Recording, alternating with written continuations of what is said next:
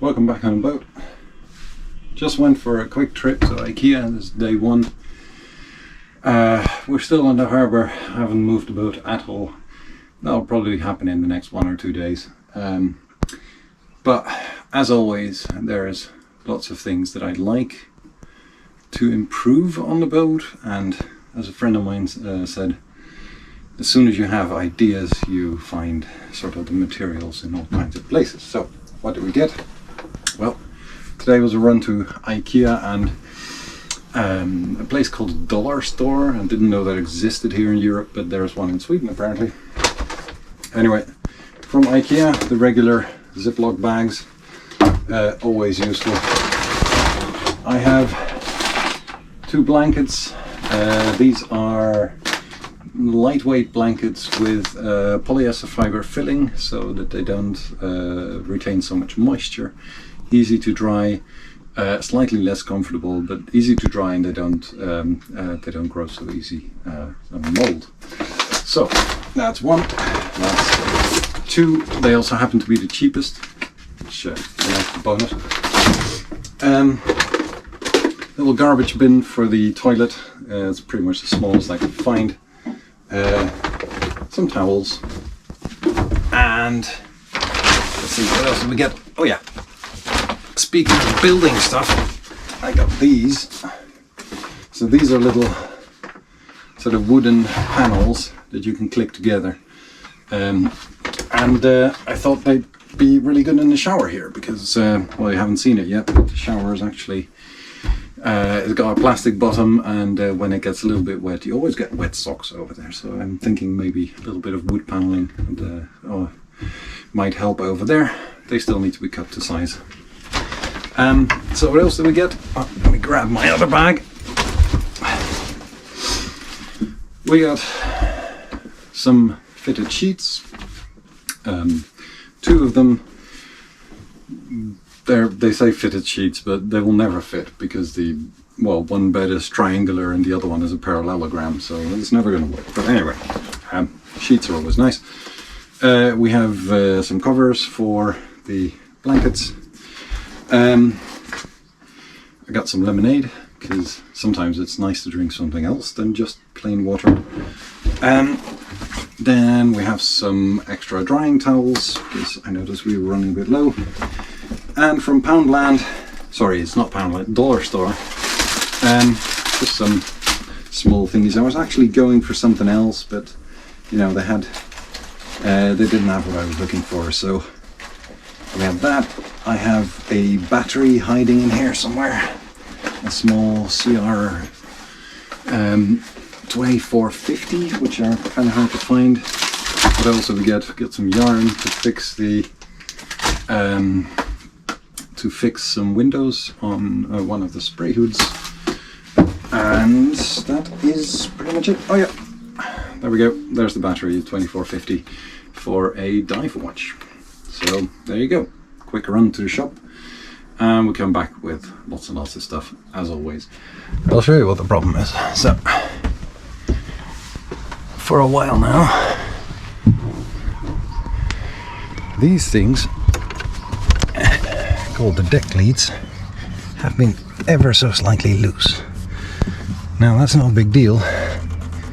Normally you just have to tighten them. The big question is, how do you get there? So you'd think, okay, through there. Nope, that is not possible.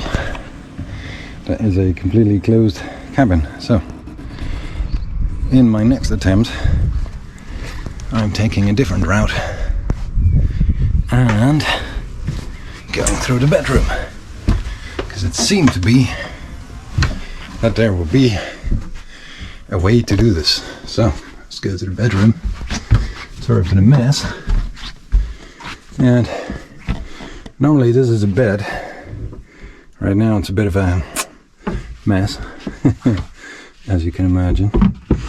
So what I've done, initially I thought, okay, well, the location of the cleat right? It's behind there. So I thought, okay, I'll need to get through here, and then this panel will slide out towards us. That is not the case. That panel is glued in like hell, so you will never get there. Now, then I found out that there are panels at the back, and I've removed one of them. That looks quite promising. And in typical Nayard fashion, they make everything very, very complicated, but very nice. So I think that if I remove this panel, that might get me access to that panel, and that then might get me access to that cleat. Let's find out. Alright, so little update. I don't think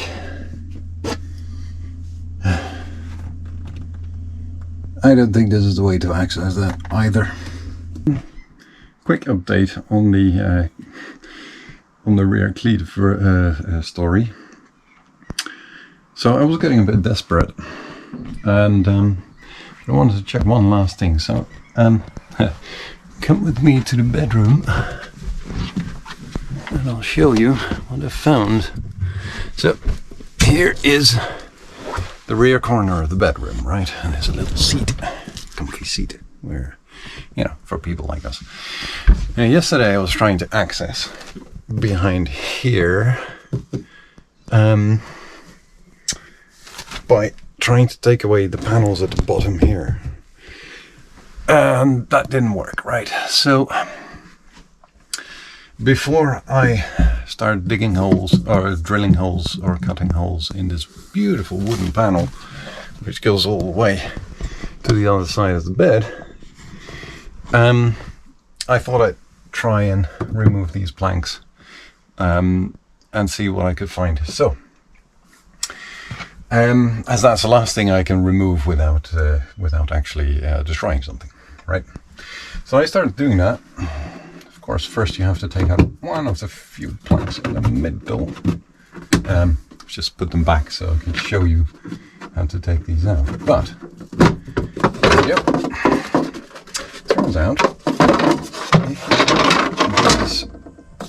turns out if you take these planks out, there's actually a little gap behind, and well, these are not the right bolts. These are bolts, yes, but not the right bolts. But if we just in the corner over there, if I bring it real close, seems to be a gap, and behind there are some bolts, and I think there should be a second one hiding over there as well. So that gives me hope. I'm gonna try and fit a spanner in there somehow. Doesn't seem to be an enormous amount of space, but hopefully it's just about big enough. Now, the thing about this boat, right? So this is a Nayard 373 from 2000. The thing about this boat is it has so many clever things integrated in it. The engineers have really gone to town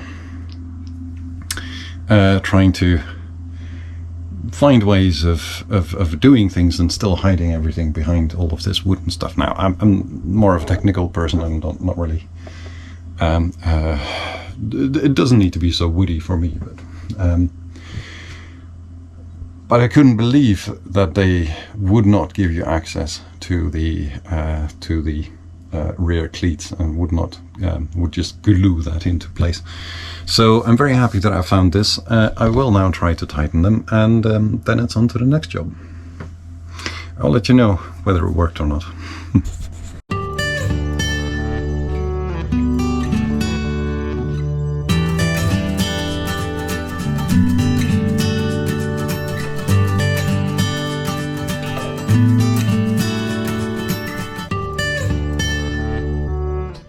Alright, so that was one. That went pretty smoothly. I did not, unfortunately, have a socket that would fit. These only go up to 19, and I needed a 22. Everything on this boat is a little over dimensions, including all of the hardware, which is one of the reasons I actually decided to buy it, because, you know, so we'll get into this later. It's always a balance, but technically these things are super strong and super heavily built, and despite all of the wood shenanigans, this is actually a super robust boat. So yeah, now there's the other cleat, and that's on the other side of the bed, so I'll go over there and fix that, and then we're done with the cleats.